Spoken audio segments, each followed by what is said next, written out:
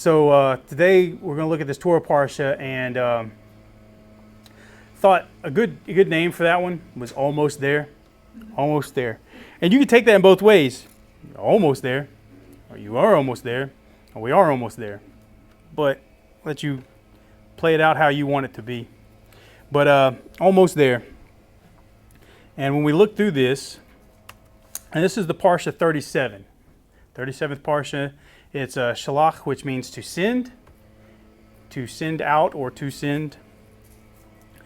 I want to look at this real quick, going into it. This is Numbers chapter 13, verse 1 and 2. And we'll look at this. It says, Adonai said to Moshe, send men on your behalf to, basically all this is just saying is they're scouting out. So we're considering the land of Canaan, or Canaan, which I am giving to the people of Israel. For each ancestral tribe, send someone who is a leader in his tribe. So he's saying, send out people to this land, and when you send them, they're going to be one from each tribe. So with that, can somebody name somebody that got sent out? Joshua got sent out. All right, and also, how many tribes were represented? How many people got sent out? 12. All right, we're going to talk a little bit about that 12 tribe, but as we move on, I'm going to show you some of this. This is where you can connect the dots and the colors to help you out with your Hebrew studies, your sight words, things like that. So we're going through this. Yeah, it's on the screen. Okay, we're good. So you're looking through that. You like the one I told you about all the time, the one right there in that greenish brown, Moshe. You're going to see that every time that you're reading something in the Torah parshas and the Torah, you're going to see the name Moshe up there. Shalach right there, it means to send. Right there in the yellow, shalach, that's our word for the day. The purple, where it says that's land. And when you're looking at these, what am I going to say here is the words that you're reading in here. You'll notice that the more that you pay attention to them, some of them might have root words, or there might have words that that you know is a root word, but we see it inside of other words. You'll say, oh, I know what that word is inside these other words. Some might have root words, or they might have a meaning that's very similar to that. So that's the reason why it's kind of important to have sight words when you're seeing these things, because it might extend out. Like, let's say, for instance, you have the people of Israel. So we have three words there, people of Israel, but you see B'nai Israel, and that's just saying like the children, the sons of Israel. And so you're seeing that. The Aretz, that would be the purple for the land, the Aretz. And then you have Canaan, or what you call the land of, where they're going to is land of Canaan, or Canaan. A lot of people pronounce it either Canaan or Canaan. It's all good. We know what you're talking about. But you can connect the dots, throw those around. I'll leave that up there for a sec. If people like to look at that, helps them out a little bit, and it's all good. So as we're going through this, I want to ask a question when we get to this. It says, Adonai said to Moshe, send men on your behalf to scout out the land of Canaan, which I am giving to the people of Israel. For each ancestral tribe, send someone who is a leader in his tribe. And I want to propose a question for you. Put that question in your pocket so we can save it for later. All right. So did God command them to scout out the land? Or did God command them to send leaders from each tribe to scout out the land? And you think, some of you looking at me kind of like the weird look on your face, isn't that the same question? Not really, but I want you to put that question in your pocket. I'm going to repeat it again. Did God command them to scout the land? Or did God command them to send leaders from each tribe to scout the land? Okay, just think about it for a second, put it in your pocket, we'll get back to that one, okay? We're going to move on here. It says, Moshe dispatched them from the Paran desert, that is right near the Sinai Peninsula, and as Adonai has ordered. So it says he dispatched them as Adonai had ordered. All of them were leading men among the people of Israel. Now we're going to go through this. Here's the list of the people that got sent out. It goes right into it, chapter and verse 4. It says, here are the names. and you go through this huge list of names. These are all the tribes. But if you also see in here, we have Manasseh and we have Ephraim, which is mostly from the tribe of Joseph, right? But you don't see the Levi tribe on there. Because they say, oh, the 12 tribes, well, it would have to be a Levi tribe. Levi was not giving land. They take the whole area because they're in charge of the temple. So these two got divided up from Joseph. So you have Ephraim and Manasseh. So I want you to look at two of them on here. This would be Caleb and Hosea. I'm saying Hosea right now. We're going to touch on that. So we have from Judah and Ephraim, and we have Caleb and Hosea. So these are the two that I want us to remember. The very next verse, it goes into something. These are the names of the men Moshe sent out to scope out the land. Moshe gave to Hosea, the son of Nun, the name, this would be Joshua. So he actually changed his name from Hosea to Joshua. Okay? So when we're looking at this, I want to show you a little bit of this in Hebrew. In English, you're looking at this and you go, this not even spelled closely the same, nor the pronunciations, because when you line letters up, you have vowels, the vowel markings, all this kind of crazy stuff. So we're seeing this would be Joshua. So when we're looking at this, actually, did I not put that on here? Oh man, is that a slide I did not put on there? I bet you I didn't put it on there. Yeah, I did. I did put it on there. We'll go to it in a second. False alarm, everybody. It's all good. We'll move forward. We'll catch on that one. All right. So he gave. So these are the names of the men Moshe sent out to reconnoiter the land. Now, if this is that verse, but in English and in Hebrew. So we see this right up here. Moshe gave to Hosea, the son of Nun, the name Joshua. And this is it in Hebrew. And these are the names. This is where it's at. So you have Moshe right here. Remember, that was one that's a sight word. Once you recognize that sight word, it's only 3 little letters, so you got this. But this one right here is Hosea, and you have Joshua. All right, now if you notice, Hebrew reads right to left, so it's not going to be the same order because it's flipped. It's right to left. So the last word is here and then here. So you see Hosea and you see Joshua. All right, I highlighted them for you. So if you're looking at that, Hosea means salvation. That is the word for Hosea. That's what the name in Hosea means, is salvation. But Joshua, or Yeshua, it's the same name because there's no J sound in the Hebrew language, is Yeshua, God will save. Okay? And I want to see where you get that from. If you notice the name where you look at right here with Hosea and you see Joshua, it's the same one. It's the same name. All he did was he just added a yod in the front, which is the beginning of the tetragrammaton of God's name, where it's meaning that God will save. So it's just adding a yod to the front of Hosea gives you Joshua, and the pronunciation, Yeshua, Hosea, Yeshua. So he just said, God will save. So in that, he was actually saying, God will save you because I'm putting a blessing on you. So he's basically blessing Joshua right here. Hosea is saying, God will save you. So of all the people, he called them out, and he took Hosea to the side, and he says, God will save you, because his name is salvation. So he's changed his name, and he's giving them a blessing. So when he changed his name, it wasn't like he just threw a whole new name change. He just added a blessing to it, saying God's going to save you. So he put a yod in the front of his name. So you can kind of see that in how the Hebrew language will work with it. Can I add another really cool short thing? The yod is like, all the Hebrew letters are like pictographic. They represent something. Yeah. And so the yod is like a hand. And so it's representative like the hand of God being upon him. Yeah.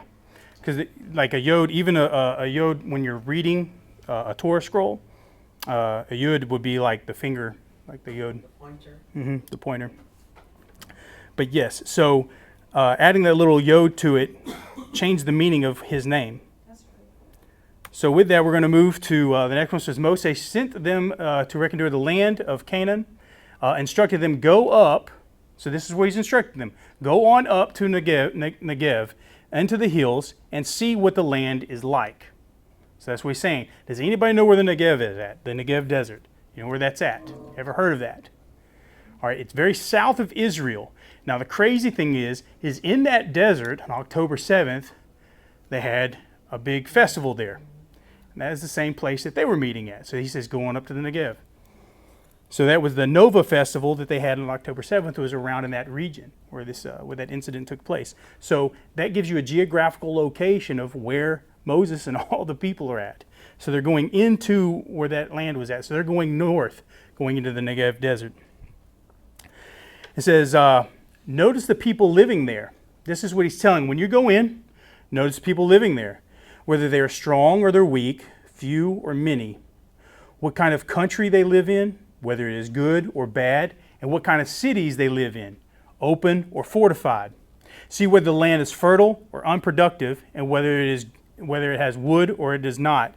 Finally, be bold enough to bring back some of the fruit from the land. So that was the assignment. When they left, it was the season of the first grapes to ripen.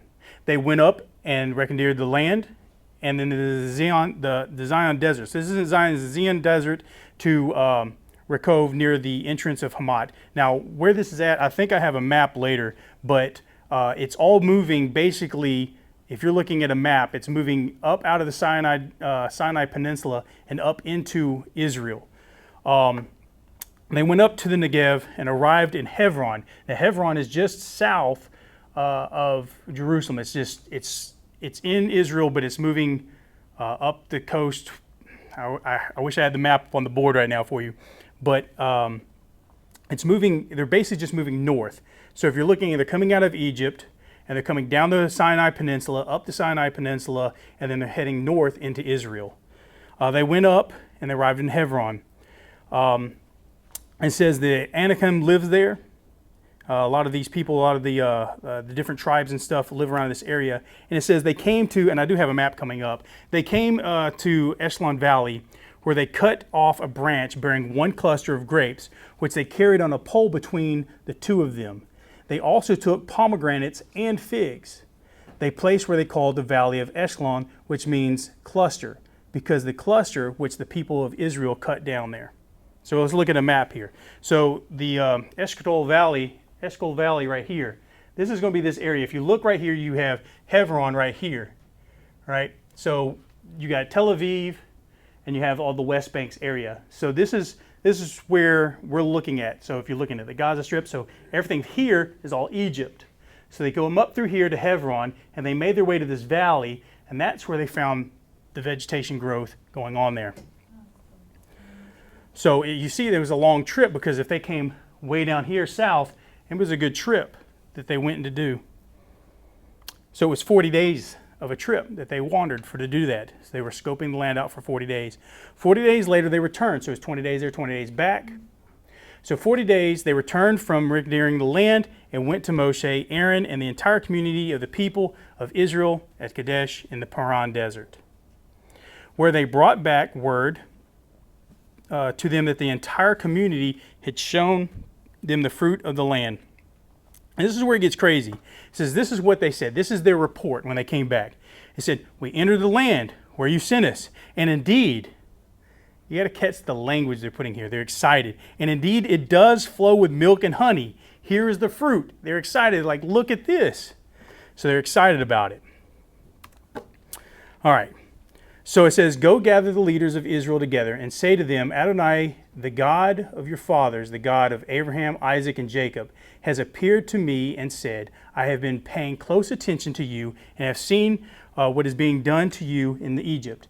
And I have said that I will lead you up out of the misery of Egypt to the land of Canaan, Hittite, Amorite, Perizzai, Havite, Usai, and the land flowing with milk and honey. This is from Exodus. All right, so if you're wondering, I just jumped. I went right into Exodus with this one. So he says, this is what God is saying. He says, I will send you to this promised land, and it is flowing with milk and honey. He told them this beforehand. So they weren't just going to the land to see what it has. He says, I'm sending you to a land that's flowing with milk and honey. All right, so this is God's promise to them. So if we look at it, it says, this was God's promise. Now we're going to go back to Numbers real quick. And it says right there, at the very end, it says, we entered the land where you sent us. And indeed, it does flow with milk and honey. Here's the fruit. And they're showing it to everybody. It's like, wow, this is crazy. And then you ask yourself, Were you surprised? They were shocked. They were like, this is some good land. It's flowing with milk and honey. When it says flowing with milk and honey, it actually means that the milk that's producing a lot of animals, there's a lot of milk there. Honey means that there's flowers, which means that there's crops. That's what the flowing of milk and honey means. So they show up and they're like, look, check out all this fruit and check out all this stuff we got. We brought it back. It is good land. And they're excited about it. But the crazy thing is you're going, did you expect something different? God said that that's what's going to be there. Did you trust that that's what was going to be there? So a lot of people think, well, God might have just been kidding with us. You know, you're going to lead us out here. You see how we're getting to a trust issue here? So however, the people living in the land are fierce, and the cities are fortified and very large. Moreover, we saw the Anakim there. Now that's attached to the Nephilim, and to get into stories with that. Now there's two sides to this story, and I want to share both sides because I'm not going to divide a room. I'm not going to have people dividing over a bunch of dead people, okay? But on that note, I will say this. There are two different views of this, so if anybody even want to watch this video later or whatever's going on, you got these two different sides. You need to watch both sides of it, and I'm just going to leave it at that because we're going to move on from that. But since it's here, I'm going to touch on that. So Nephilim, or even the Anakim, say they're part of this group.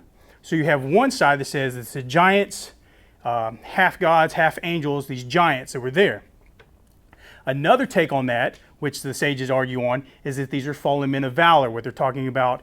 And to explain that, for someone to say, what does that mean on that side of the argument for it, you would say this.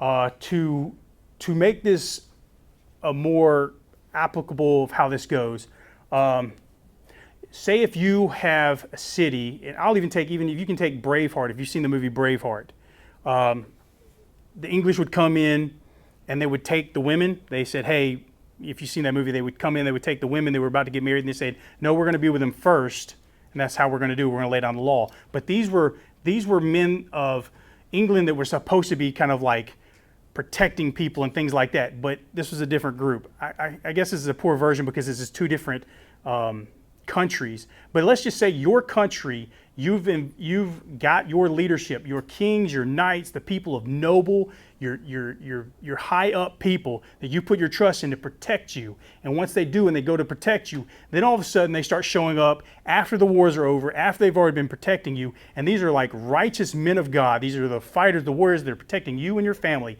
And then they come and they say, food will go to us first and your women will come to us first. And they say, whoa, hold on here now.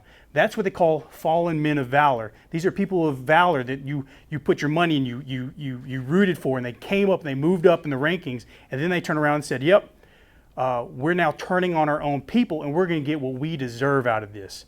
That would be what they call fallen men of valor. And that's where it comes with people that were high esteemed that come back and they use that power against you. That's what the fallen men of valor means on that. So with that, it doesn't really matter on the story that this name is in there because it's not part of that story, but people will get wrapped up on this part of the story and miss some of the teachings that's going on in here. So I don't want to split the room, debate on a bunch of stuff, especially like I said with a bunch of dead people. If it's important, it would have been repeated more, and it's not part of what needs to be said today. So I'm just going to put those two out there so you actually have two different views to look at. You can study them in your time and go through that. So with that, I want to move back into the story of like what's going on. So I don't want us to lose track tracing rabbit holes and stuff on this one. But it says Anakim lived in the area in the Negev, the Hittite. And it goes through all these these different nations that are like living there that God had talked about.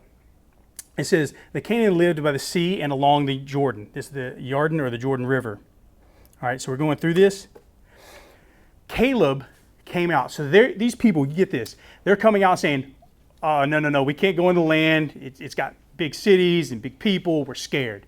They were scared. Don't get it twisted. They were scared. They didn't want to fight. They didn't want to do that stuff. They just, I don't know. I don't want to. They were weak. All right, they were sissies. I get it, okay? That's the way they were. But with that, it says, Caleb silenced the people around Moshe and said, we ought to go up immediately and take possession of it. There is no question that we can conquer this. He says, there's no question about it. We can conquer this. The very next verse.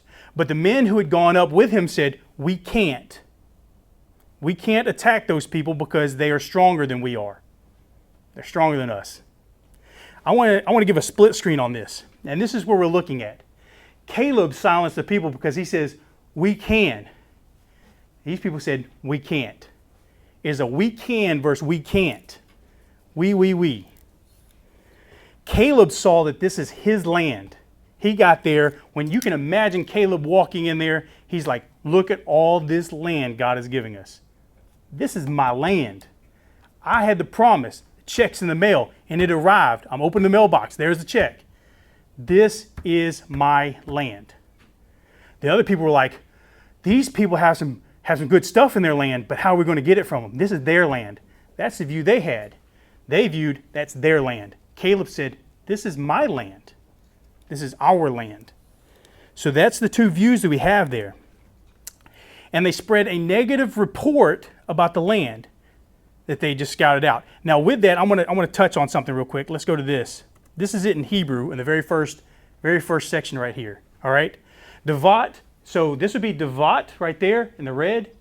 You could pronounce it Devat, or you can pronounce it Devat because it has that little dot right there. So pronunciation, maybe Devat, maybe Devat, about the same because the D and the V and the B sound kind of sound the same except for with the dot. So the word Devat right there, if you look it up in Hebrew, this is the definition for it because it'll actually say right here that they gave a negative report.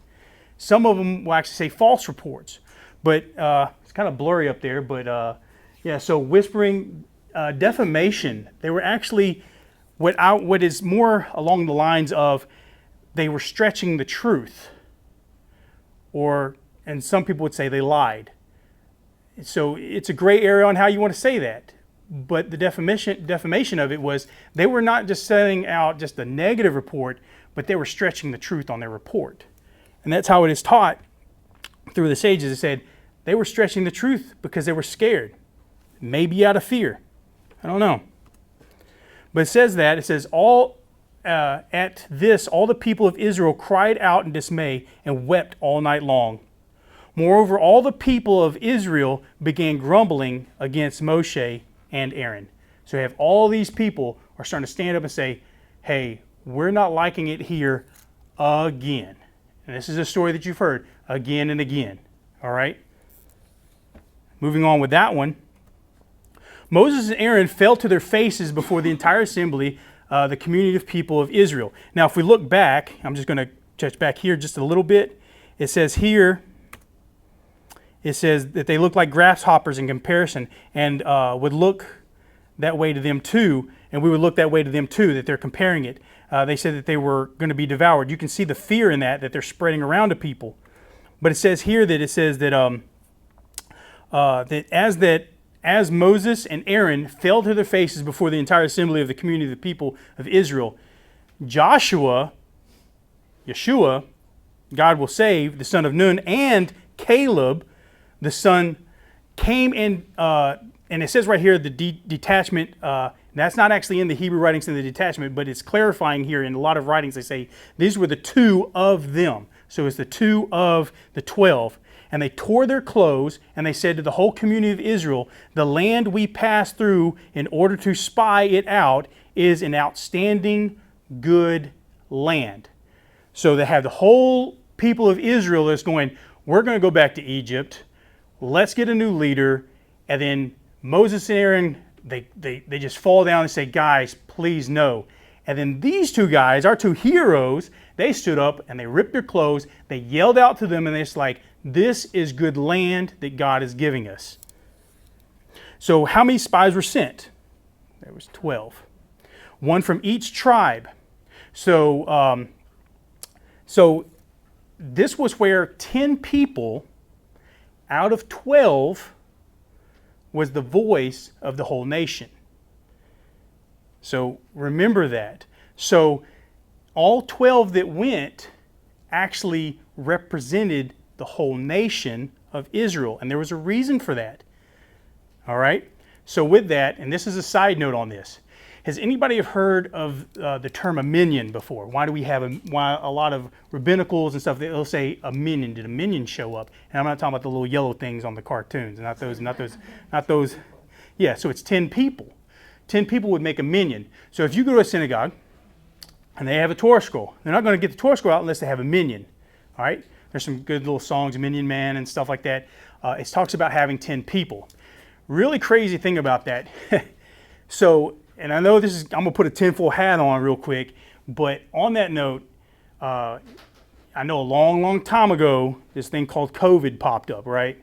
All right, so we remember that. But in New York and other places, they made it a law that if 10 people gather together, it has to shut down and they'll get fined for that. They can't have more than 10 people. Now, ask me how 9 people can't spread it, but 10 people can. I have no idea. I'm from Alabama, so my math don't add up like it does in New York. I don't know how that works. But I'll tell you, they say you cannot have 10 people or we'll fine you, which is so crazy because that automatically 100% went directly against any synagogue meetings because you have to have 10 to have a Torah scroll read. Now you put a tinfoil hat on that one all you want, but they basically said everybody can get together as long as you're not in a synagogue with 10 people. I mean, I'm just throwing that in there, but hey, it is what it is. So yeah, so they shut down meetings of 10 people. So they said, well, we have to have 10. Why 10? And it goes back to this story. It's a reminder that 10 people actually spoke for the whole entire community of Israel. So those 10 people. So this is where the 10 people spoke for the entire house of Israel. So they represented the voice of the entire assembly. That's what they call a dominion. So if Adonai is pleased with us, this is what they're yelling out to them. And this is what Caleb and them are saying. Then he will bring us into the land and give it to us, a land flowing with milk and honey. Just don't rebel against Adonai. And they're telling them, they're warning them, just don't do that. Don't be afraid of the people living in the land. We'll eat them up. Their defense has been taken away from them, and Adonai is with us. I highlighted that up there. And Adonai is with us. Don't be afraid of them. So they're saying, put your trust in God. Adonai is with us. Put your trust in God. But just as the whole community were saying that they should be stoned to death, you see how, I mean, it escalated quickly. It escalated quickly. So they're already so mad that they're ready to stone Caleb. They're ready to stone Joshua right there. They're about ready to stone them. They're going, no. The whole community of Israel is like, I want to kill him and get out of here. The glory of Adonai appeared in the tent of meeting to all the people of Israel. So Caleb and Joshua stood up for God. But then God showed up for Caleb and Joshua. So as soon as they're about ready to stone them, the tent lit up and God appeared. And it wasn't like God came out there screaming and yelling and stuff. No, he just said, listen what I got to say. So what did God say? Adonai said to Moshe, how much longer is this people going to treat me with contempt? I mean, that's big boss move right there. He didn't just come out going, get back everybody, put your stones down. How much longer I got to put up with this junk? How much longer does this have to happen? And we're like, oh man. He just showed up, and that's the first thing he said. How much longer is this people going to treat me with contempt? How much longer will they not trust me? Especially considering all the signs I've performed among them. So, why did God need to send spies to see what the land was like? That's a good question, people say. So why did God need to send spies to see what the land was like? Didn't he already know what it was like? So why did God need to know what that land was like? He didn't know. Remember that little question I asked? It said, remember the question? It says, did God command them to scout the land? Or did God command them to send the leaders from each tribe to scout the land? It's probably going to make a little sense right here because we're going to go to Deuteronomy. Actually, so if we go to Deuteronomy, let me break this down for you. We're walking through the desert. It has not hit that 40-year mark yet. They're not wandering for 40 years yet. They're only a couple years in right now. But here's the thing. In Deuteronomy, they say, well, Deuteronomy is just repeating the same thing. He's repeating it to these people's children. See what I'm saying? It's the next generation. So he's reminding the next generation what had happened before they go into the land. So it's not a repeat. He's repeating it to a different group of people, the children of these people who were being disobedient. So let's just see what he's saying when he's repeating his story to them. There I said to you, now he's talking to them. He's talking to the children. He says, there I say to you, you have come to the hill country of Amor, which Adonai our God is giving to us. Look, Adonai your God has placed the land before you.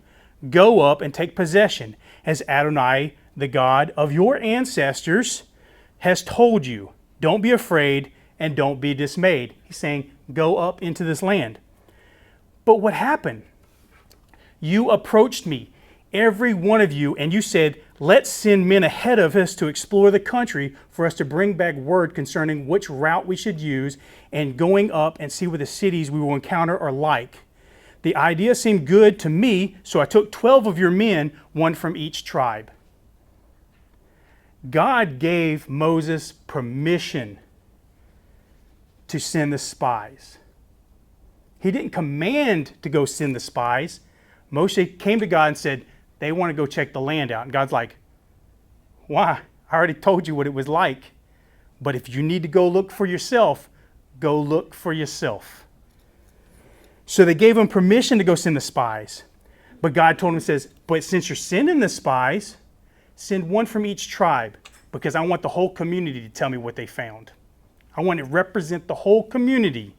I want to see what Israel has to say. Not a group, but I want to see what Israel has to say. So Moses to send one from each tribe so that all Israel will be responsible and report and the action. They wanted to send people ahead because, why? They did not trust what God had said concerning that promised land. That boils down to it. They did not trust. They said, really? It's the promised land? Let me see what this is so we'll know what it's like. God already told you what it was like. But because you didn't trust, you go up there and see. And then when you see with your own eyes, now you're bringing back a report. And what's your report? It's kind of a stretched truth, and you're afraid. Let's go back to Numbers. So Adonai said to Moshe, how much longer is this people going to treat me with contempt? Now this is making sense. How much longer will they not trust me? Especially considering all the signs I performed among them. I'm going to strike them with sickness and destroy them and make from you, and he's talking to Moshe, I will make from you a nation greater and stronger than they are. So I mean, if Moshe is hearing this, he's going, wow. Now let's just put this in stuff. You can't just pick a verse and just go through this. Let's put this like as if you were there. Moses is sitting there just talking about what happened 5 minutes ago. The whole nation is ready to kill Moses. Do you think Moses is like, you know what? That actually sounds like a pretty good idea to me right now. They just want to kill me. They just want to kill me again. Again. They didn't just want to kill me now. They want to kill me again. These people out to kill me. He's like, look, man, we just wipe them all out. You know what I'm saying? I can make you the father of the nations. How about that? You know, that sounds like a pretty good idea. You know, he actually told him, this is what I can do. At the moment, Moses was like, he should have been, I'm not saying he should have been, but he has every right to say, you know what? This is a good idea. This is a really good idea right now. You know, let's do that. But let's see what Moses says. However, Moses replied to Adonai, when the Egyptians hear about this, and it puts in parentheses right there, and they will, because it was from among them that you, by your strength, brought this people up. They will tell the people living in the land they have heard that you, Adonai, are with this people, and that you, Adonai, are seen face to face, that your cloud stands over them, and that you may go ahead of them in a column of cloud by day and a column of fire by night. He goes on to say, if you kill off this people at a single stroke, then the nations that have heard your reputation will say that the reason Adonai slaughtered these people in the desert is that he wasn't able to bring them into the land which he swore to give them. He says, so now please let Adonai's power be as great as when you said, Adonai is slow to anger, rich in grace, forgiving offenses and crimes, yet not exalting the guilty, but causing the negative effects of the parents' offenses to be experienced by their children and even by the third and fourth generations. Please forgive the offenses of the people according to the greatness of your grace. I will repeat that. The greatness of your grace. This is the Old Testament God that doesn't show grace. By the greatness of your grace. Just as you have borne with the people from Egypt until now. This sounds like this in 1 Corinthians. Love is patient and kind, not jealous, not boasting, not proud, rude, or selfish, not easily angered, and keeps no record of wrongs. Love does not gloat over other people's sins, but takes the delight in the truth. Love always bears up and always trusts, always hopes, and always endures. If you want to talk endurance, Moses is enduring these people, and he loves these people. So we go back. Adonai answered, I have forgiven, as you asked. But as sure as I live, that the whole earth is filled with the glory of Adonai, none of the people who saw my glory and signs that I did in Egypt and in the desert, yet tested me these 10 times. Now, it says these 10 times. I'm going to stop right there for a sec. So, but before I go into the 10 times, let me say this. He says, Adonai says, I have forgiven as you have asked. We'll stop for a second. I want to actually think about this, and I want you to play this in your head. God just put an offer out to Moses. I'll make you the father of the nations. And Moses replied back. Some people say, God just tested Moses. He gave him a choice. He gave him a choice. And he had each right on both sides to choose the choice he made. And he chose. Now with that, when they say God put you through a test, God didn't test Moses to see what he was going to do. God tested Moses so Moses could find out what he did, what he was going to do. So when God puts you through a test, he's not testing you to see what you're going to do. He's putting a test on you so that you will know what you're going to do. You will learn about yourself through these tests. So basically, he's exposing you to yourself. So with that, we'll move on. So it says that yet they tested me these 10 times. What 10 times? We'll put this on the board for you. Here are the 10 times that the sages say that it was. And it was a listing all the way up until now. These were the tests. We'll read through some of these. The Red Sea, they feared him at the Red Sea. How are we going to do this? He put him through the test. He goes, all right, hold on. Let me split this thing for you. Going through this. They complained about the bitter water. And they were complaining about the lack of food. And they left manna overnight after he told them not to do so. They camped overnight, and they were like, hey, let's go back out Shabbat and go get some more manna. There was no manna there. So they went out to go look for it. And then they complained about the lack of water, and they worshiped a golden calf. And then they complained about the instructions. They complained about the manna again. What's up with the manna? They just always complain about the manna. I get it. It's probably bland. I get that.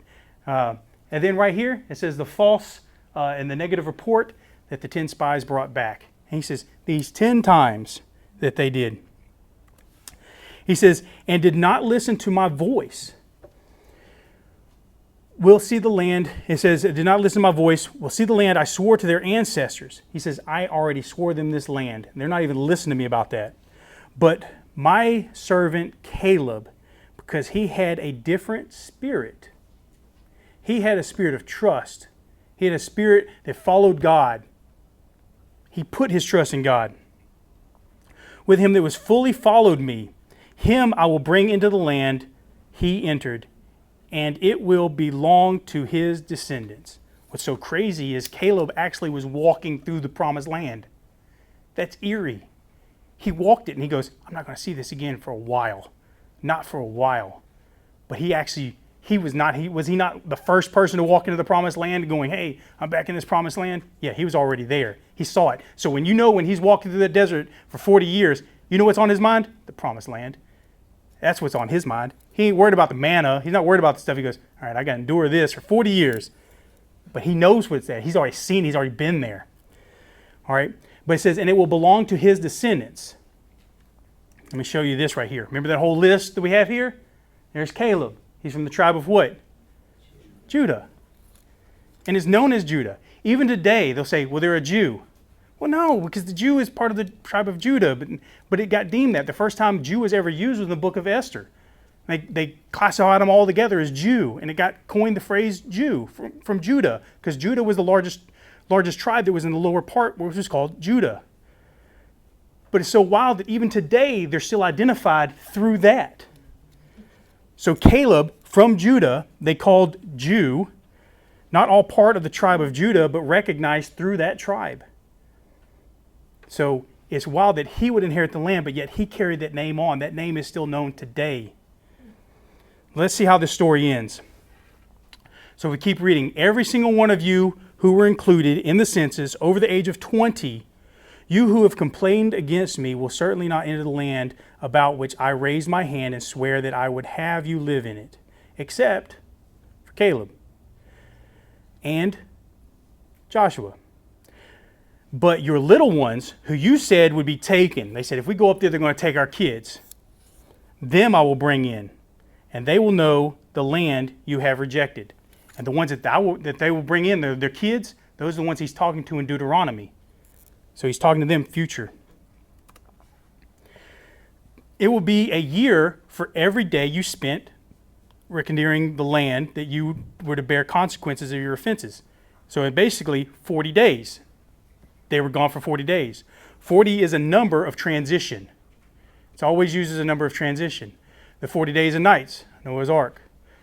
Each king of Israel, King Saul, King David, King Solomon, each one 40 years they served. But it was a transition period after every 40 days or 40 years. 40 is a transition number. Then you will know what it means to oppose me. So with that, these were the people that were in Egypt. They're an untrusting and afraid nation. So they went into the wilderness for 40 years. Adonai got the people out of Egypt, but now Adonai has to get Egypt out of them.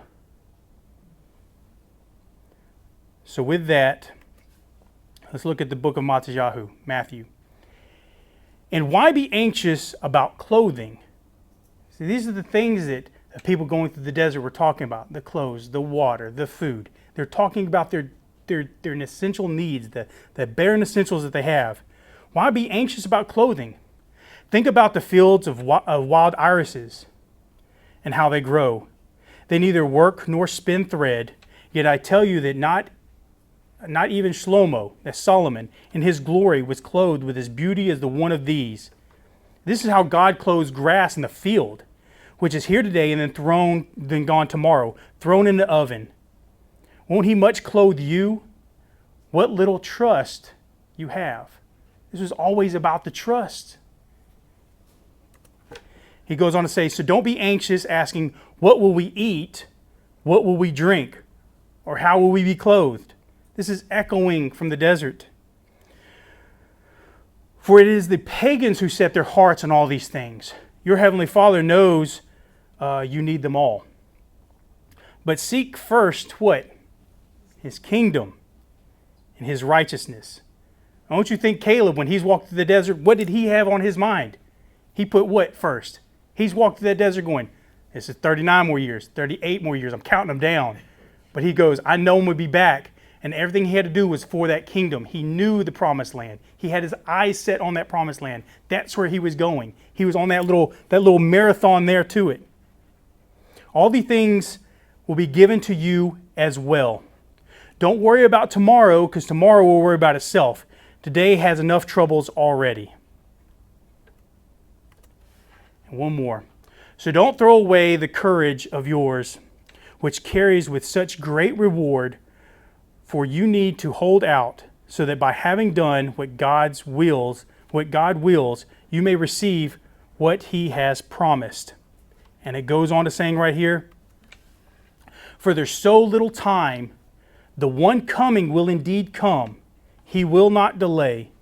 But the person who is righteous will live his life by trusting.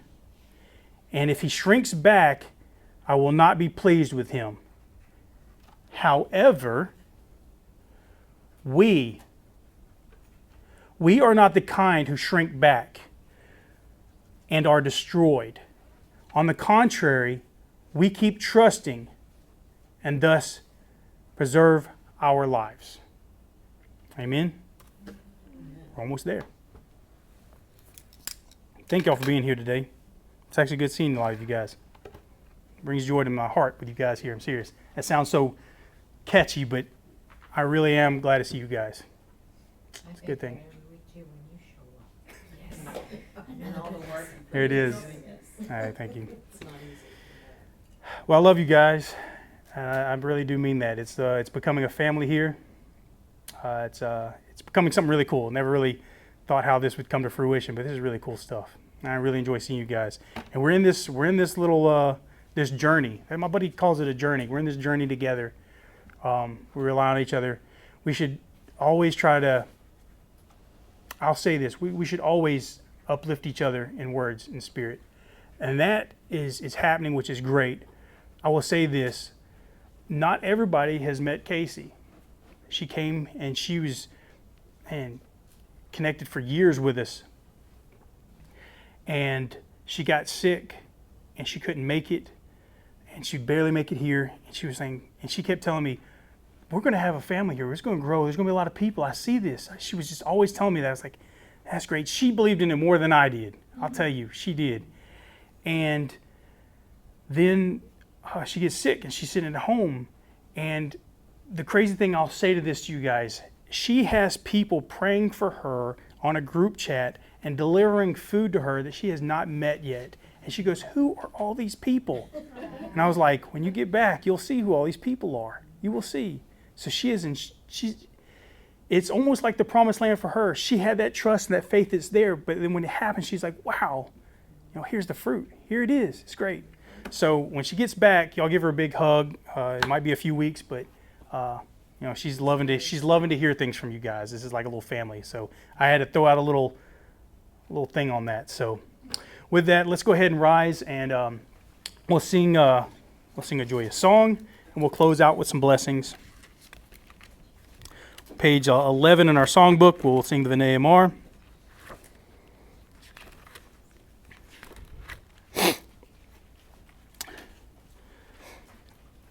Page 11.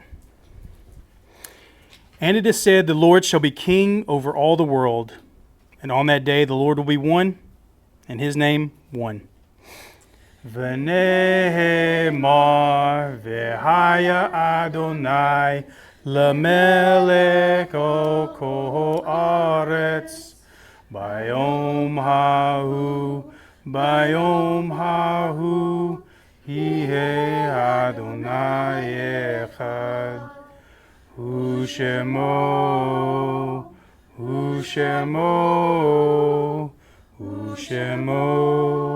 echad. All right, we'll close out with the blessings. May Adonai bless you and keep you.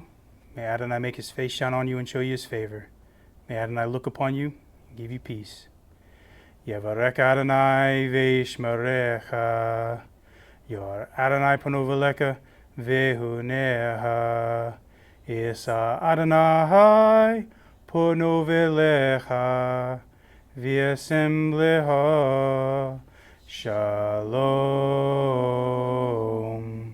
Shabbat shalom, guys. Yeah, thank y'all for being here.